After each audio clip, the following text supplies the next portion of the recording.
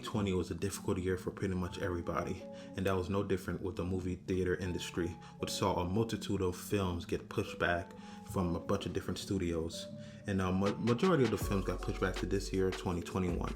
So, with all these films coming out, I had to come out with my top 10 most anticipated films of this year. So let's get started.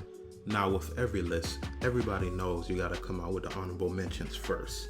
And with that being said, I got 3 for you. And starting off my honorable mention list, we have Malignant, coming from James Wan, one of the best modern day horror directors in my opinion, so that had to be in my list. And following that, we have Godzilla vs. Kong. Yes. Say what you want about the previous Godzilla films and the King Kong Skull Island. This got me pretty excited. And rounding up my honorable mentions is Zack Snyder's Justice League. Yes, I know this is a director's cut or director's full version of it, the 2017 Justice League that came out. Still, with all this extra footage being added onto the film, it had to make my list. Just barely missing out on my top 10. With that being said, let's start my top 10 most anticipated films of 2021. And with number 10, I have Halloween Kills. It's a sequel to a follow-up to the 2018 Halloween film, which originally was supposed to come out in 2020, and it's one of the films that got pushed back to 2021. And I know some people didn't like it as much as I do, but I adored the film. So my excitement for this film is, especially with the little promos that we got, it's skyrocketed. And at number 9, we have Spiderman 3. And I'm not the biggest fan of Spider-Man Far From Home. I know a lot of people love it and made $1 billion and all that good stuff. But it fell flat in some, aspects for me. But Homecoming, I did like more than I did Far From Home. But with all these rumors and speculations that supposedly is going to be in this film, come on. It has to be in my top 10. And at the number 8 spot, I have Judas and the Black Messiah. I mean, Daniel Kaluuya, Lakeith Stanfield, Jesse Plemons, Martin Sheen, and the list goes on and on and on. I was completely caught off guard by this film. I saw the trailer and I was like, what is this? The intensity I felt just from that short, minute or two of whatever, how long the trailer was, I was like, yeah, definitely this is it. So, yep, at the number 8 spot, it's Judas and the Black Messiah. And at number 7, I have Nightmare Alley, directed by one of my favorite directors, Guillermo del Toro. And listen to this cast. Ronnie Mara, Kate Blanchett, Bradley Cooper. Just on that alone, that should be enough, right? Exactly. So there's not much on this film, so I did some research, and it reads as this.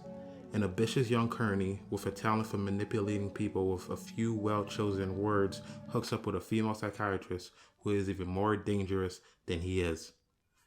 Sounds fantastic. So I wasn't 100% sure what Kearney was, and supposedly it's somebody that works in a carnival or amusement show. And I'm like, it's fascinating. It's Guillermo del Toro, so sign me up. And that makes my number 7 spot. And at number 6, another film that not much is really known about it, and that's Last Night in Soho, directed by the great Edgar Wright, who previously helmed Baby Driver, fantastic watch, and also Scott Pilgrim vs. the World, another fantastic watch. And this film has a pretty solid cast. It has Anna Taylor-Joy, which has been killing it in the scene lately with her previous roles, and you have Matt Smith, pretty much great in whatever he's in. And it's categorized as a drama, horror, and thriller. Fantastic right there. And so, like I said, not much is really known about it. So it reads as a young girl passionate about fashion design is mysteriously able to enter the 1960s, where she encounters her idol, a dazzling wannabe singer. But 1960s London is not what it seems, and time seems to fall apart with shady consequences. Fantastic, right? Exactly. It caught my attention, and pretty much whatever Edgar Wright puts his hands on, I'm there for it. So that's my number 6 pick. Now we'll get into the meat and potatoes of this list, my top 5. And starting off with my number 5 pick, we have the little things. And I've been talking about great cast and all of this whole list, right? But listen to this. Rami Malek, Jared Leto, and the great, and I repeat, the great Denzel Washington. Wow. And then not to mention, it's directed by John Lee Hancock, which also directed The Blind Side, Saving Mr. Banks, and The Founder, that film with Michael Keaton. So, great cast, great director. And then I saw the trailer. Oh my God. Don't lock me up when I say this. I'm a sucker for a great serial killer film. And this is exactly what this seems to be. And of course, it made my list at number 5. And at number 4, I have Mission Impossible 7. And you would think at number 7, people would be tired of this franchise already. And that's far from the case. Mission Impossible Fallout, which was the latest one that came out. The year it came out, I believe, was 2018, 2017, one of them. I want to say 2018, but it was my absolute favorite film of that year. The best entry to the franchise to date. So, of course, the follow-up is going to be my most anticipated. We haven't seen much, but it's Tom Cruise, in Mission Impossible. Enough said. So that's my number 4, Mission Impossible 7. And now we're at my top 3 most anticipated films of 2021. And starting off at number 3 is A Quiet Place Part 2.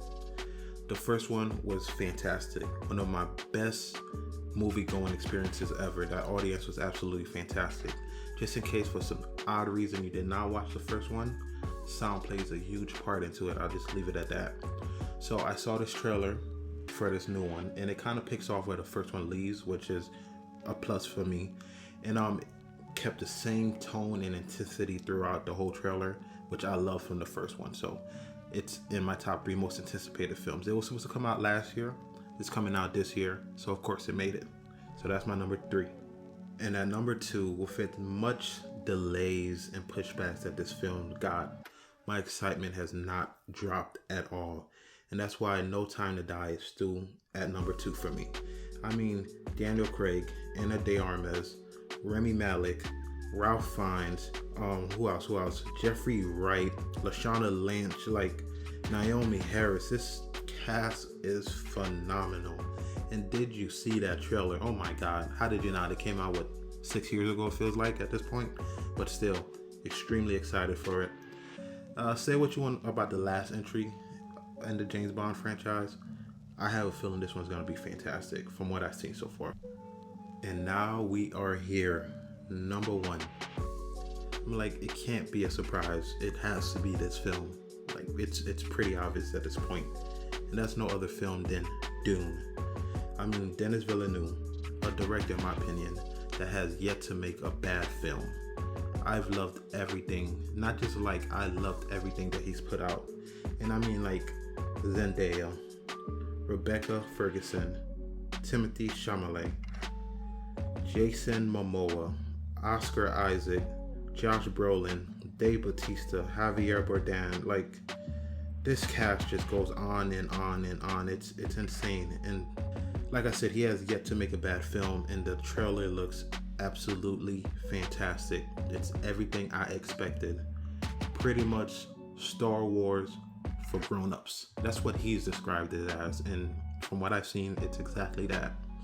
Great director, great cast, great writer, great everything. Sign me up. And that's why Dune is my number 1 most anticipated film out of 2021. I can't wait. I cannot wait. And there you have it, my top 10 most anticipated films of 2021. I hope you enjoyed the video. Make sure you subscribe, you like, share, and comment.